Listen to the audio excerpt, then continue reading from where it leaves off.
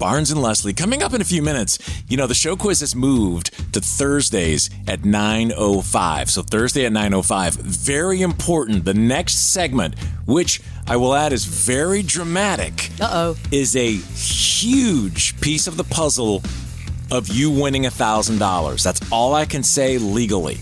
Be here in about 15 minutes. It will be worth it.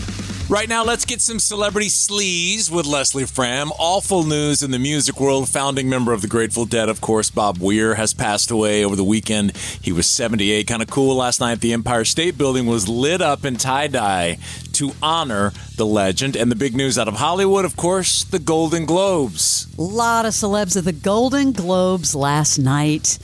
Here's just some of the big winners, Barnes. Best performance by a female actor in a musical or comedy. Gene Smart. Best performance by a male actor in a TV series, musical or comedy. Seth Rogen. Best television series comedy. The Studio. Female actor in a TV series drama. Ray Seahorn. Best performance by a male actor in a TV series drama. Noah Wiley. Best television series drama. The Pig. Best performance by a female actor in a motion picture, musical, or comedy. Rose Byrne. Best male actor in a motion picture, comedy, or musical. Timothy Chalamet. Best performance by a female actor in a motion picture drama. Jesse Buckley. Best performance by a male actor in a motion picture drama. Wagner Moura. Best picture drama. Hamnet. Best motion picture, musical, or comedy. One battle after another. Best director. Paul Thomas Anderson. I gotta say, Nikki Glaser did her thing. Leonardo DiCaprio is here for one man bun after another. What a career you've had. I mean, countless iconic performances. You've worked with every great director. You've won 3 Golden Globes, an Oscar. And the most impressive thing is that you were able to accomplish all of that before your girlfriend turned 30. I mean, it's just insane. Kevin Hart is here. The Rock's plus one half. Love you, Kevin. Kevin is obviously nominated for his hilarious stand-up special tonight. I love you so much, Kevin. You're so funny. And you and The Rock together are like my favorite comedy duo. You're like a Steve Martin and Martin Short, but for like people under 50 IQ. You know what I mean? Like, I thought she was dead on. They're going to keep bringing her back every single year. Yeah, I mean, I'm sure they've already signed her up, probably last night when she walked off the stage at the end of the show. I do not know what's happening in the news, but the last few days have been wild. Rob Reiner's son, Nick, doesn't understand why he's in jail. He believes that his arrest is a conspiracy.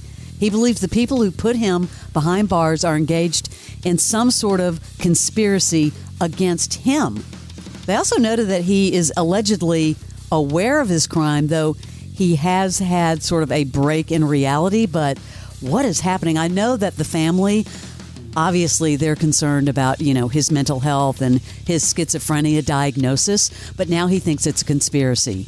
He is an actor, okay, at the end of the day. But, I mean, to come out and say he doesn't know, I mean, that doesn't know. And I'm not going to begin to say I understand schizophrenic or bipolar or anything in the drugs associated with it. Only thing I can say is I don't understand it, and I guess that's a lot of people. But this whole thing is, it's going to be the most crazy 2020 or Dateline or whatever documentary coming down the line that they will study for years. Then this, remember Timothy Busfield, the actor that was in West Wing and 30-something? Yes. Well, he was charged in a criminal complaint this week filed in New Mexico with abusing 2 underage boys who were working with him on a TV show.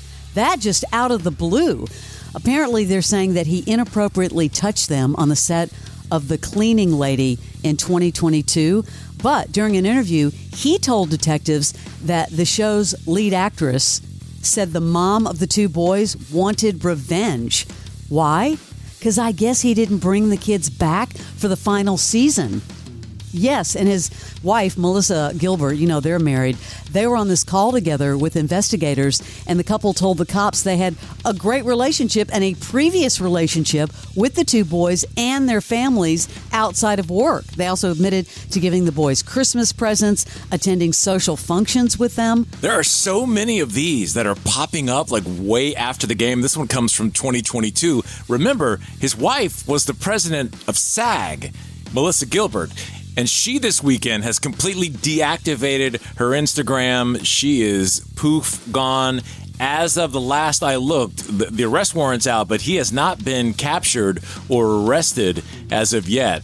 And one other actor cited for this time soliciting prostitution in California, Daniel Stern from Home Alone. I guess he was trying to pick up an escort in the middle of the holiday season. Come on. He was given a citation for soliciting a prostitute in a hotel in California on December 10th. He wasn't arrested, though, in the case because I guess in California, soliciting a prostitute is a misdemeanor, and violators can face up to 6 months in jail or a $1,000 fine if convicted. I mean, literally, what's happened over the last few days? Man, the corruption is thick in Hollywood. Guess who had some fun with Jason and Travis Kelce? This time it was Matt Damon. I don't know if you've seen the previews or the trailer for that movie, The Odyssey, the Christopher Nolan movie that Matt Damon is going to star in. He lost like 30 pounds for this movie. And he tells Jason and Travis what he had to do to lose the weight. I lost a lot of weight. Like, he said he wanted me like lean but strong. Lean but strong. Yeah, lean but strong. And so it's a weird thing. I don't want to bore the shit out of you, but like none of this is boring at all. I literally like stopped eating just because of this other thing I did with my doctor, stopped eating gluten. Okay. And I lost, like, I used to walk around at between 185 and 200. I did that whole movie at 167. Holy cow. And I haven't been that light since high school. Like, yeah. Since high school. Got a story about his friend Ben Affleck. This was out of the blue. Steven Spielberg refused to work with Ben Affleck because of a pool fight on a family vacation. Mike Binder said that Spielberg said he didn't want to work anytime with Ben Affleck because of this weird, long-standing feud. Check this out. Comes to my editing room and watches Upside of Anger. Says, I want to do your next movie. I said, well, I'm doing this movie, that Man About Town at DreamWorks. He said, I know, I want to do it. I haven't even read the script yet, but I want to do it. I said, okay. I call Steven. Steven says, no. Can't do it with him. I love both these guys, and they're both smarter than me, but they both kind of acted like idiots, and so did I. So Steven says, Mike, let me tell you something. One time, he was going with my goddaughter, Gwyneth, and we all went on a trip to Spain, I believe it was. And my son was a little boy, was playing in the pool, and he got out of the pool, and Ben came in fully dressed, and my son pushed Ben into the pool. And Ben got really mad at him.